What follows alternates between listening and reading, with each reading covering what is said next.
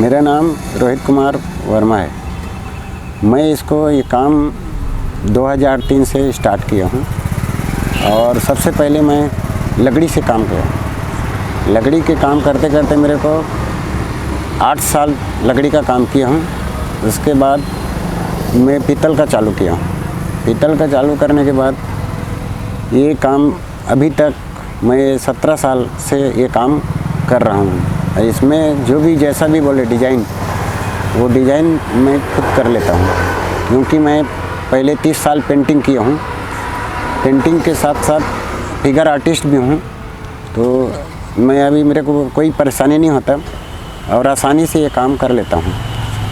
और ये काम मेरे लड़के को भी सिखाया हूँ। मेरा बड़ा लड़का रायपुर में ही शंकर नगर में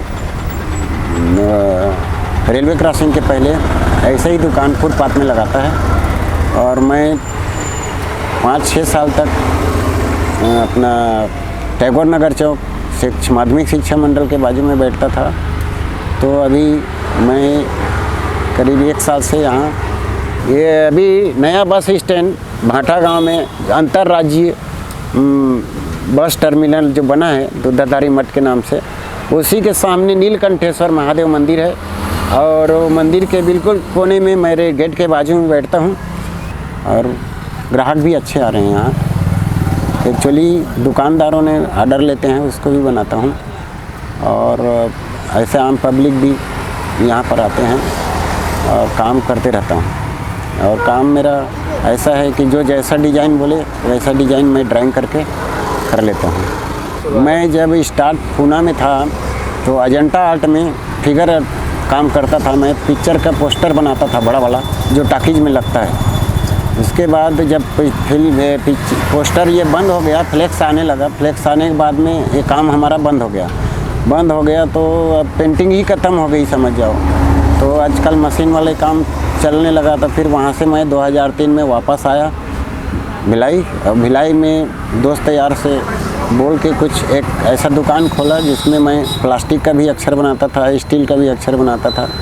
उसके बाद उस टाइम में एलईडी लाइट नहीं था, एलईडी बोर्ड नहीं बनता था। उसके बाद में जो पार्टनरशिप में हम दुकान खोले थे, वो पार्टनर लोग सही नहीं निकला। इसके बाद बंद कर दिया मैं।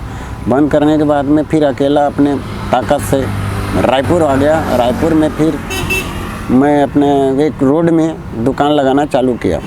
सबसे पहले मैं टाटी वन में 2 से 3 दिन बैठा।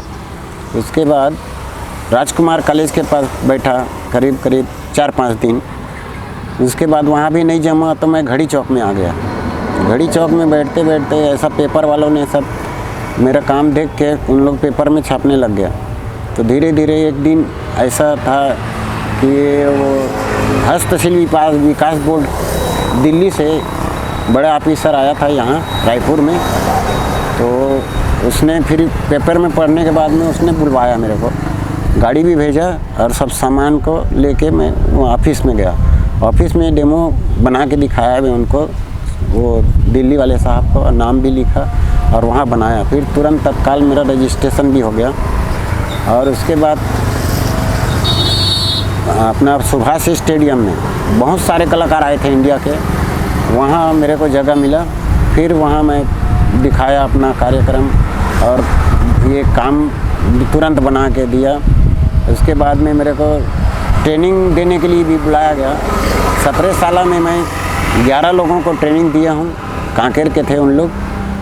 और उसी टाइम में रमन सिंह भी था, ब्रिजमोहन अग्रवाल भी था और अजय चंद्राकर, तीनों के नाम से मैं कीरिंग लकड़ी का बना के दिया था। लेकिन गवर्नमेंट मुझे पैसा तो मिलता है, गवर्नमेंट छूट देता है, लेकिन कर्जा मैं नहीं लिया, क्योंकि उसको वापस कुछ ना कुछ देना ही पड़ता है। तो मैं सोचा कि कर्जा में फिर कर्जा को भी पटाऊंगा, फिर घर भी चलाऊंगा, ऐसा सोच के मैं नहीं लिया, कर्जा नहीं लिया। और ऐसा ही काम करते करते मैं आज तक अभी भी वही काम कर रहा हूँ। आज मैं लड़के को पढ़ाया भी यही काम से पढ़ाया और आज मेरा लड़का इटली में साइंटिस्ट है। और आज लड़का मेरा मकाम भी बना दिया, बढ़िया मकाम बना के दिया मेरे को। आज भी इटली में है लड़का मेरा। स्टार्ट किया तो परेशानी मुझे कुछ नहीं आया। अब अकेला में ज़िंदगी जिया हूँ और बहुत महाराष्ट्र में तो बहुत घूमा था। स्कूटर में पूरा मैं पूना से रायपुर 2 बार आया था। 2 बार स्कूटर से आया और इधर से काम करते करते फिर वापस पूना जाता था। तो ये गवर्नमेंट का जो स्वास्थ्य विभाग का काम लिया था, उसका काम बहुत दिन चला और उसी में मैं अपने लड़के को अच्छे स्कूल में पूना में ही पढ़ाया हूँ। 8वीं पढ़ते पढ़ते लड़के फिर वो काम बंद होने के बाद में फिर मैं यहाँ आया। फिर वो उसका पढ़ाई का जो सिस्टम था वो अच्छा, पहले से ही अच्छा बन गया था। तो वही सिस्टम से वो पढ़ा और आज मेरा लड़का साइंटिस्ट हो गया। बाहर से भी मेरा जो सामान है ना, ग्वालियर भी जाता है, बॉम्बे भी गया है और स्विट्ज़रलैंड भी गया है। स्विट्ज़रलैंड में एक गिफ्ट बनाया था, एक लकड़ी का एक मोनो, बौद्ध धर्म का मोनो, मेरा 120 पीस मोनो स्विट्ज़रलैंड गया है। और स्विट्ज़रलैंड पैसा भी यहीं के आदमी भेजे हैं उनको, पैसा मेरे को हाथ के हाथ मिल गया और मैं बना के भेजा हूँ विदेश। आज अमेरिका भी गया है कि एक आदमी कटोरा तालाब का सिंधी जो है वो अमेरिका में रहता है, लेकिन जब भी आता है तो मुझे वो लिस्ट बना के लाता है और मुझे दे देता है। पहले आता है उसके बाद फ़ोन करता है। फ़ोन नंबर मेरा 16 साल से वही नंबर चल रहा है, 9301016563। ये नंबर मैं 16 साल पहले लिया था, आज भी वही नंबर चला रहा हूँ। मोबाइल कई तो बदल दिया, लेकिन आज भी नंबर वही है और नंबर मेरा चालू है। तो ये बाहर के लोग जो है ये अपना यही नंबर से कांटेक्ट करते हैं और ये नंबर से फिर मैं ये करता हूँ और वही आज भी चालू है। नंबर से कांटेक्ट ज़्यादा होता है मेरा। ये रोड में बैठता हूँ, इसलिए बैठता हूँ कि लोग देखें मुझे और देख के मुझे और भी आगे बढ़े मेरा काम, ऐसा सोच के मैं इधर नए लोग को यही देखता हूँ। ये तो हाथ का कला है। जो आदमी जिसके पास पैसा भी नहीं है तो इसमें मटेरियल खर्चा खाली 2000 से 2200 रुपये तक का आता है। एक अब चालू करेंगे तो उतना ही आता है। 2000-2200 रुपये कोई बड़ी बात नहीं है। अगर आदमी सीखना चाहे तो आए एक हफ्ता के अंदर मेरे बाजू में बैठाऊँगा और मैं निःशुल्क सिखाऊँगा, पैसा नहीं लूँगा, मटेरियल भी दूँगा मैं।